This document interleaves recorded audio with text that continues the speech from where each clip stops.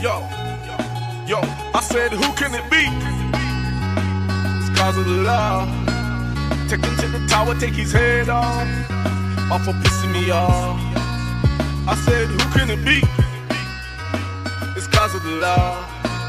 Take him to the tower, take his head off for pissing me off. Yo, I said, who can it be? It's cause of the love. Take him to the tower, take his head off. It's Quincey2 Qozo, and here we are. I told you before, I'm a bit tired because I've just come back from Croatia. I've had a long day. It was bloody 38 over there today. I jumped in the sea. After this, I'm gonna go and jump in the bath. I've done this, came home, cooked my food, and I'm here. Received lots of information. Shout out to everybody who supports yours truly, and shout out to everyone who like to hate on, man. It's all part of the game, yin and yang. It's really not a problem. We're used to it. We've been living in that kind of place all our life. It's not nothing new. On the landings, in prison, out here on the road. You know what I mean? When you live with snakes, silly little things like this can't bother you. But let's just get to the point. Yeah, remember, this is not Qozo, this is Quincey speaking. Quincey being the person that has been through a lot of stuff and understands things in a cleverer way than people like to give me credit for. But yeah, so first off, let's just establish number one thing. Yeah.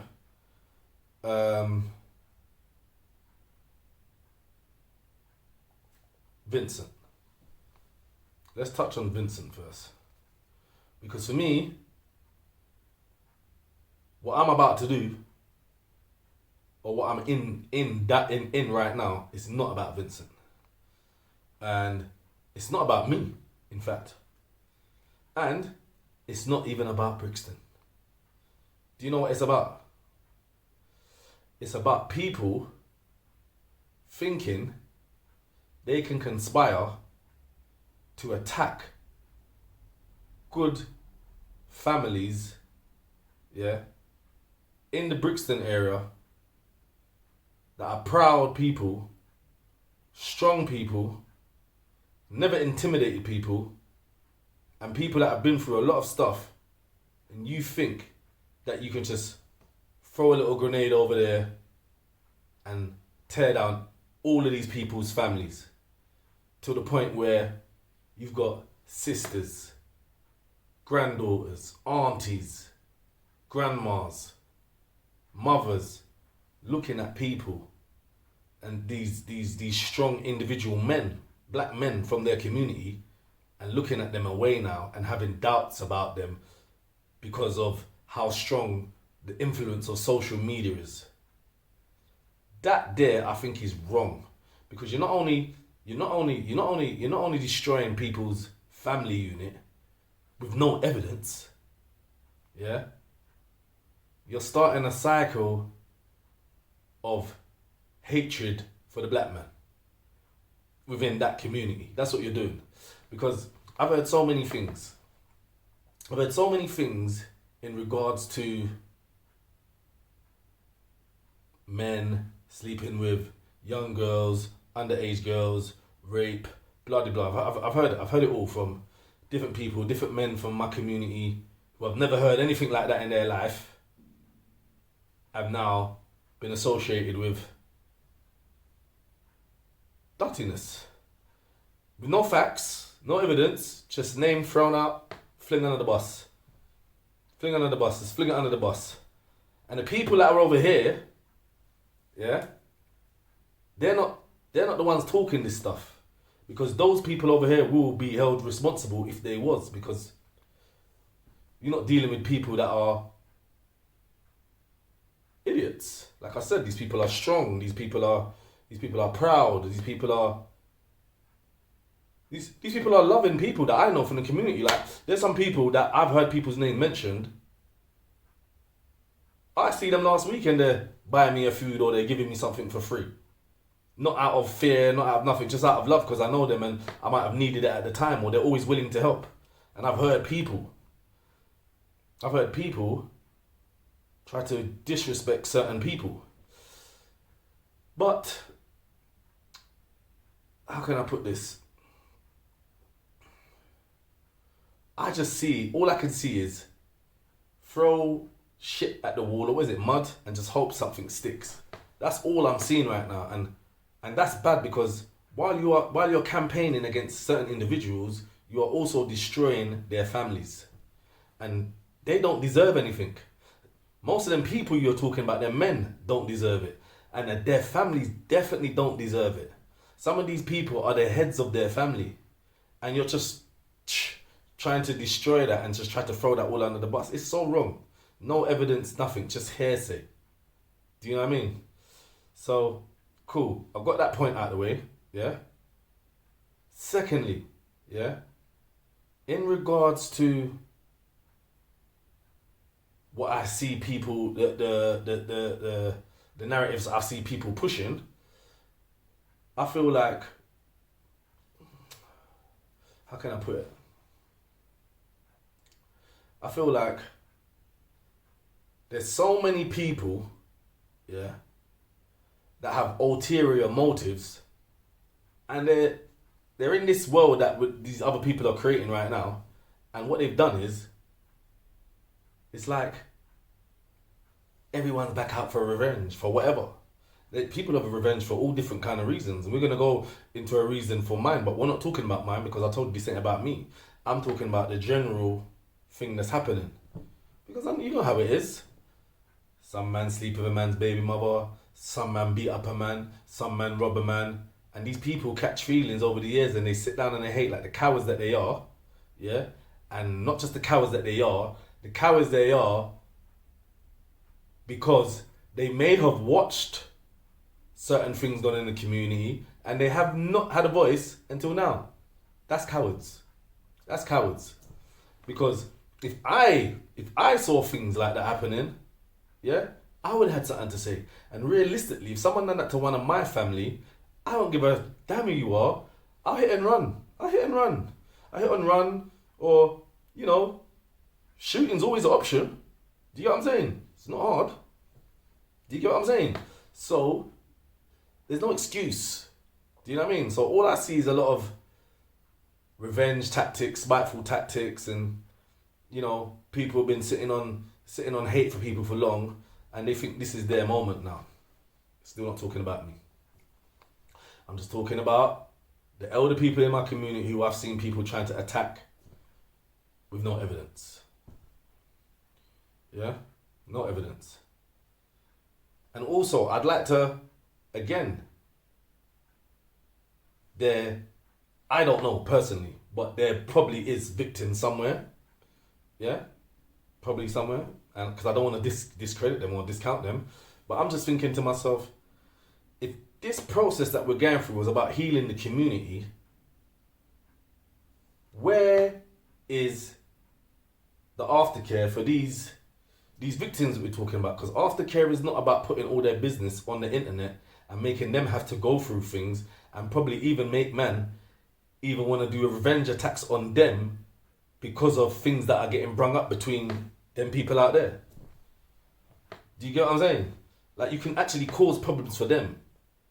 Like, there could be revenge attacks against them because they can't get to the person that's saying it. And then now all this stuff's out in the open, and then now people are getting revenge attacks against the victim who's already been through trauma when they're young. Where is the aftercare for these people?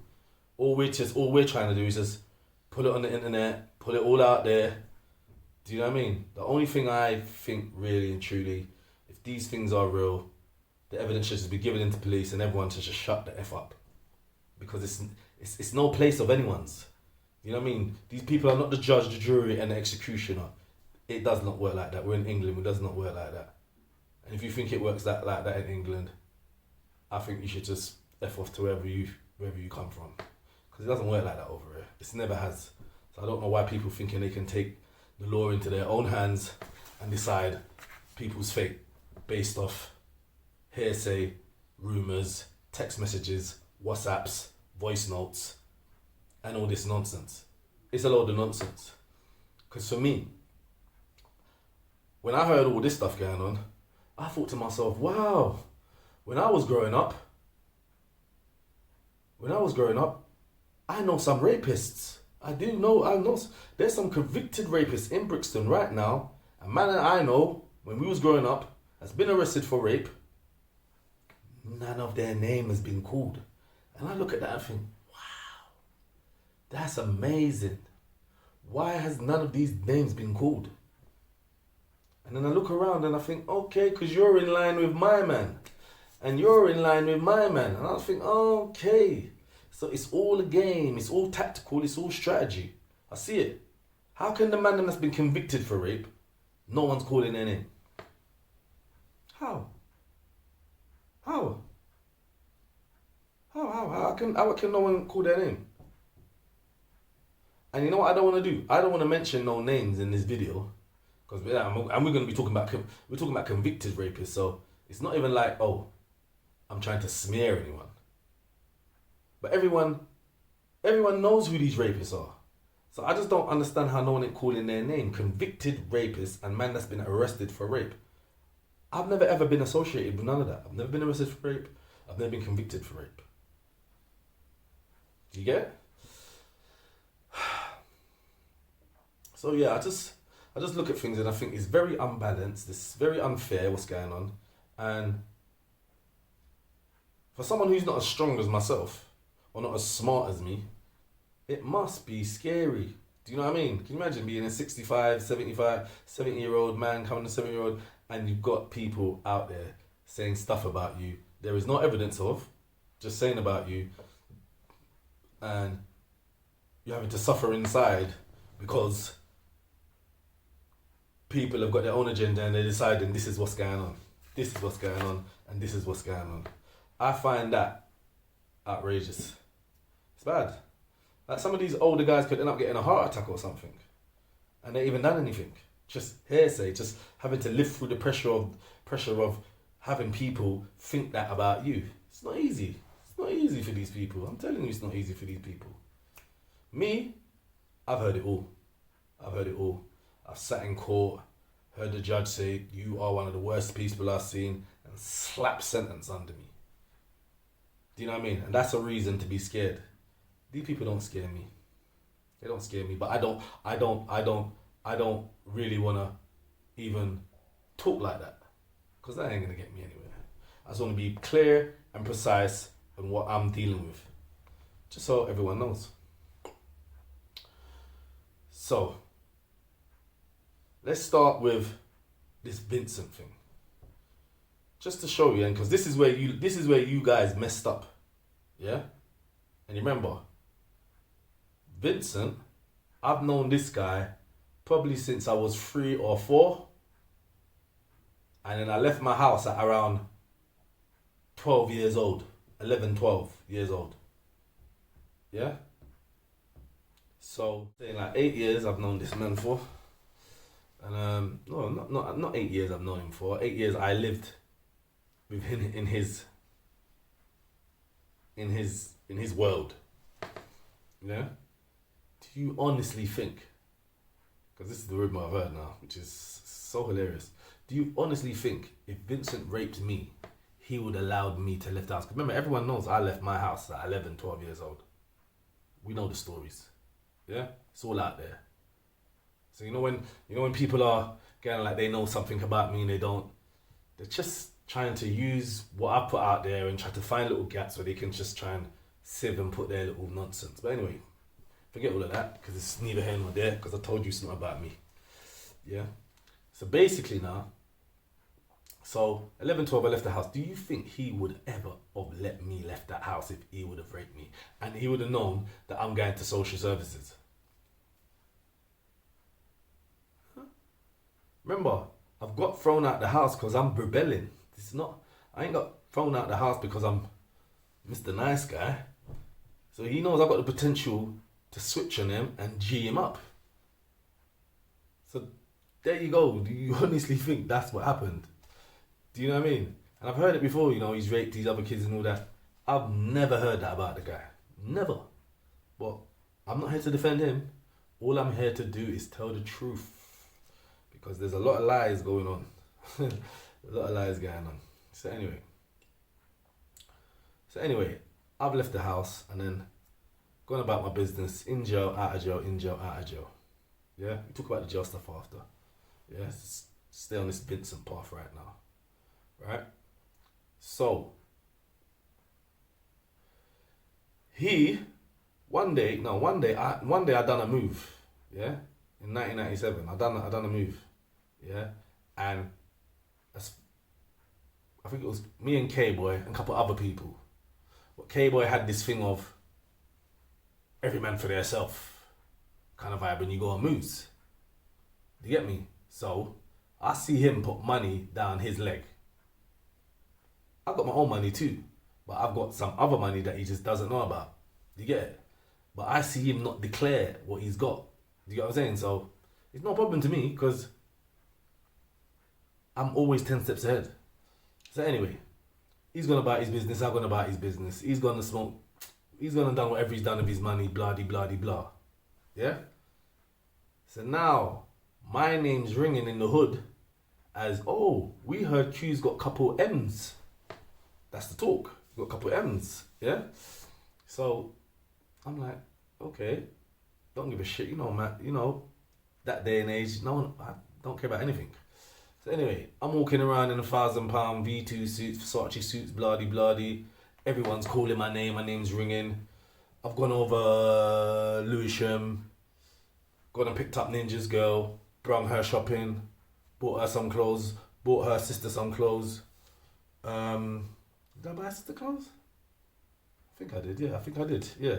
So anyway, that's got back to Vincent, yeah, through that side of the family in Lewisham. So I don't know if he's jealous or he thinks I owe him some money or something. I don't owe anyone anything. I've been in prison since I was 15 and I ain't seen you once, bro. Do you get what I'm saying? So, and man don't even hold no feelings about that. I still come out and say, yeah, what go on, you good? Da. There's no hard feelings on regards to that. But there was one time when there was hard feelings. So, my name's ringing about this in regards to K-Boy. I'm hearing that K-Boy is looking for me. I'm thinking, this guy can't look for me. What the fuck's he? You get me? So I'm just getting about my daily business. So anyway, I must have went shopping one day. Yeah.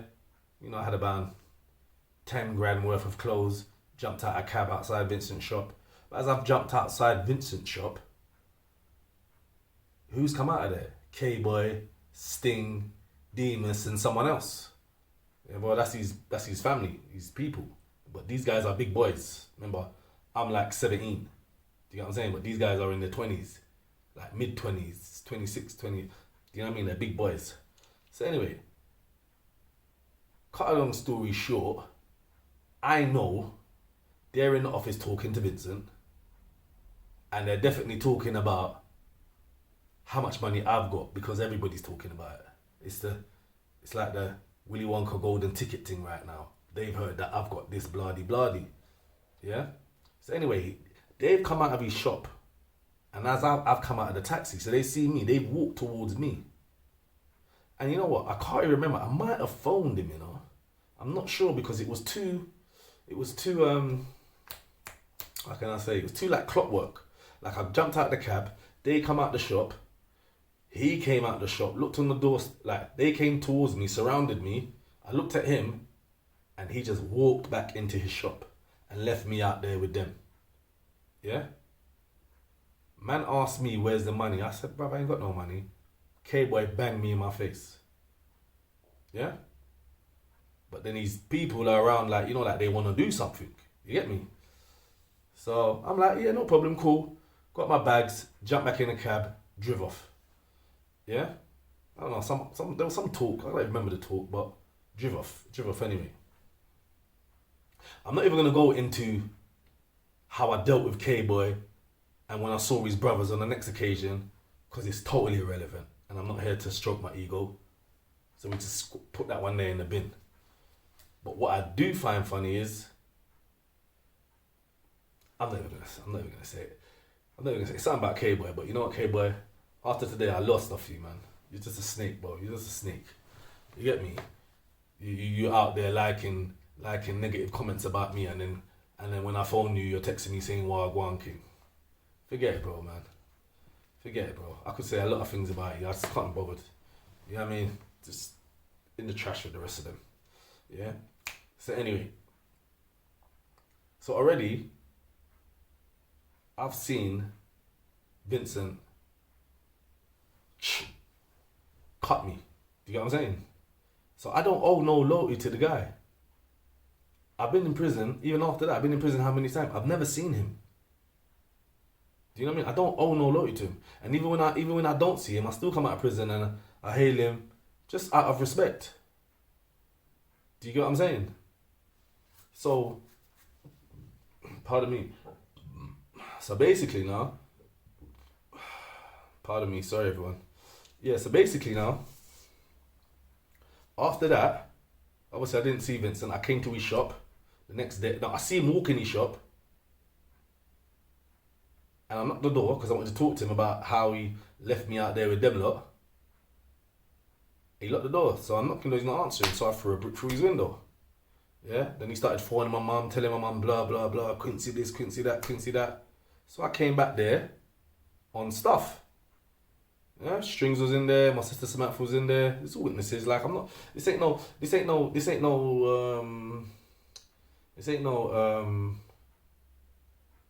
made up stuff. This is real stuff, just to show you my situation and where I stand. Do you know what I mean? Because I don't need to defend anybody who ain't had my back. Do you see it? Yeah? Yeah, so I came back to his shop, had my thing on me, and I was like, yo, I want to talk to you. And he was telling my sister, and I said, let me talk to you in the toilet. And he said, no, Samantha, follow me to the toilet. I said, I don't want to talk to you. I don't talk to Samantha, I want to talk to you. Because you're the one talking up my name to people. Talking about how I'm spending money on this gal and that gal and blah, blah, blah. I want to talk to you. He refused to go in the toilet, so I just walked out. And I never spoke to him again. I went back to prison. And then through that time when I was in prison, never seen him again in a whole decade. Came out, seen him. Had a few funny little altercations with him. Not altercations that we're fighting, just little disputes. You know what I mean? So, because I'm going to tell you something about Vincent, yeah? He's selfish, but he's a protector. That's what I do know about the guy. I'm not here to defend him. I've just told you the kind of situations I've been with him. He's selfish, but he's a protector.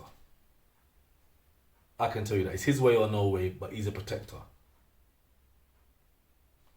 That's what I can tell you about him. I've never heard that he's raped anyone. Nothing like that. I've never heard him raped his kids or raped any women. I've never heard anything like that in my life. I've even asked my mum, and she said no too. And if anyone's going to know him, it's her. So, all that rape stuff, if he has done that, I wouldn't know. He could have, he may not have, but I don't know. I can't say he did or he didn't because it's not something, and it's nothing I was privy to. Do you see it? So, like I said, I'm not here to throw anyone under the bus.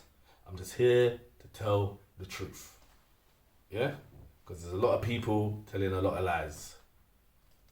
Do you get what I'm saying? So whatever he's done, if he has done something bad, justice needs to be served. But until you bring facts to the table, which I ain't seen yet, it's kind of harsh just to now anyone around him or anyone in the community now has to go down with him. Do you know what I'm saying? I think it's very ruthless, it's very controlling, and it's very manipulative. Do you get what I'm saying? So anyway, now we've dealt with Vincent, because I've got nothing else to say in regards to Vincent, because I don't know what he does, I don't know what he doesn't do. I can just tell you what I know, what I've seen, and what I haven't seen. Yeah? So I've made that quite clear. And I've made it clear why I'm not here to defend Vincent, because he has given me no reason to defend him. In fact, he's given me every reason not to defend him. Do you understand? I love my brothers and I love my sisters. They have not done nothing. But they're probably going through the same thing because of the situation and the association, but they don't deserve to go through that either. Do you know what I mean? All the cousins and the aunts and the nephews and the grandkids, no one deserves none of that. Do you know what I mean? No one deserves none of that. So I think that is very harsh, yeah, and very thoughtless, yeah, very cruel of people. But hey, everybody's not the same. Me, people where I come from, we got a problem with someone, we bring it to them.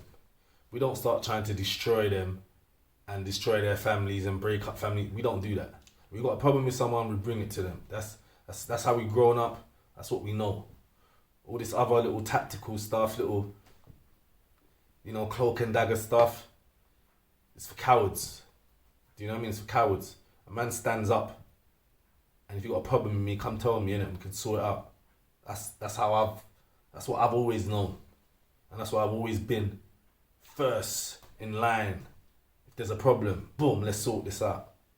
Do you know what I mean? I've always been first in line because that's how we sort out our problems.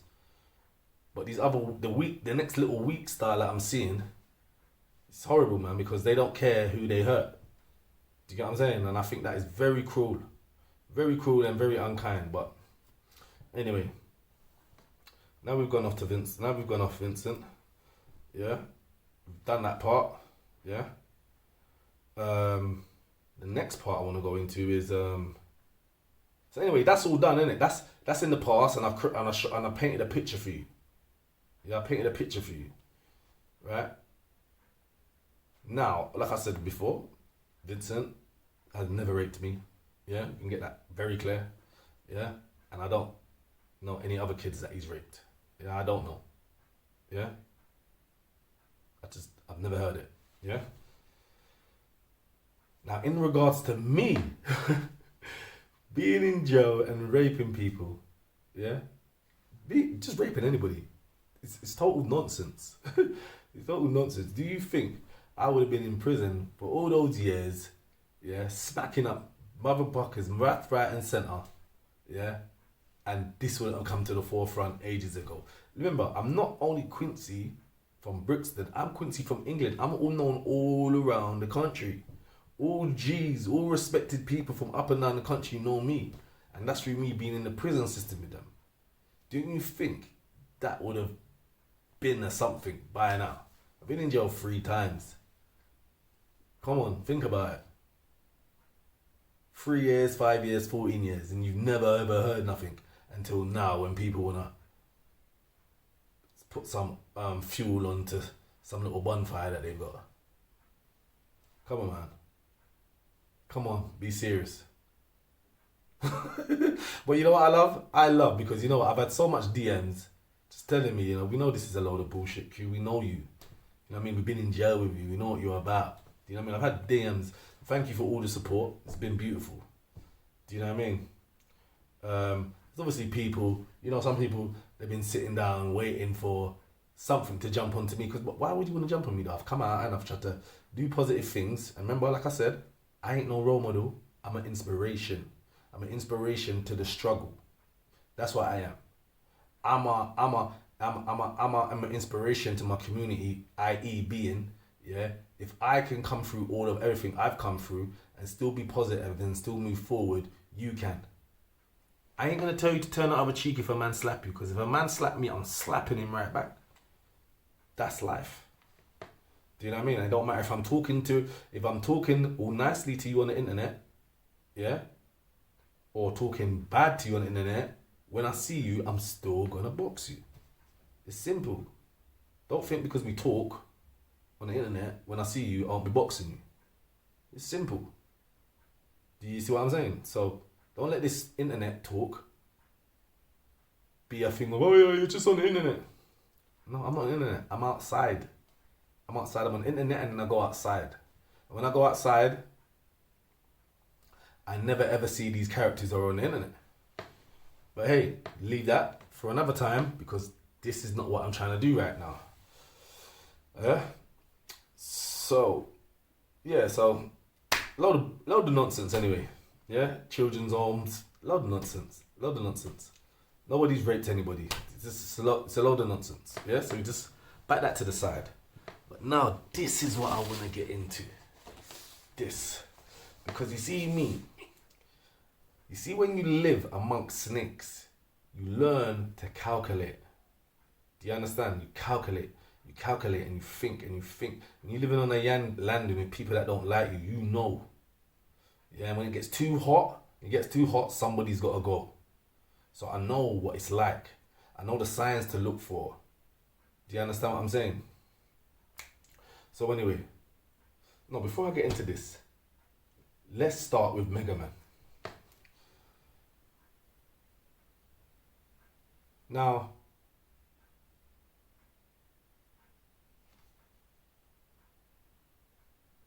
I've got memories of him, but he was so irrelevant that there's not that much memories of him. The only memories I know of that guy is man bracking him up and running him down. And the classic point is when Beaver pissed in his face. Listen to me. You see that road when you come at the train station? We came on that road and we ran them down. Yeah, bruv. Have you heard of that about the? Have you heard of that joke about how many? I don't know what it is. How many people you can fit? It's a certain race, but I don't want to say it because I don't want to sound racist. How many of these Kappa men can you fit in a mini metro or a car? It was like that, bruv. There was around 10 of them on this corner in Clapham Junction. Yeah, around, bruv. I've never seen around 8 men or something fly into a mini metro, bro. And they left him out. Yeah, man stamped the hell out of him. Yeah, and then man pissed on him. That's no lie. I don't need to lie. Everything I've been telling you today has been the truth. He knows that. And the thing about this guy now, yeah, he's been traumatized since then. And he's got a hard on for Brixton. Forever and ever and ever, amen. And I'm going to show you how you know. Think about this now. Think about this. You do an interview, Mega Man, with Tricky. We're going to get into that in a minute, yeah? You do an interview with Tricky. Why would you need to speak about Brixton? What's Brixton got to do with your life? You're from Clapham Junction. How would you get round to speaking about Brixton to clearly then put in... The door, was it daunting? What did you expect? It was walking Broadmoor, Quincey. No, Broadmoor, Peter Sutcliffe. I wouldn't be surprised if Opie's met him. Yeah. Well, I did meet him. I met him. I mean, I've had Christmas dinner with him before. You know, I was telling you and the big man here earlier that remember he's blind in one eye. Someone dug his eye out, and that's it. I was calculating the dates. Yeah, but then explain that story. Yeah, I think like everybody's ward called Sandhurst, so they call it the celebrity ward because everybody on there, like Napper, Robert Napper's on there, Sutcliffe, Peter Bryan, all of these people. Oh my God, he had a all the most dangerous people. Yeah. Like with Dante Clark.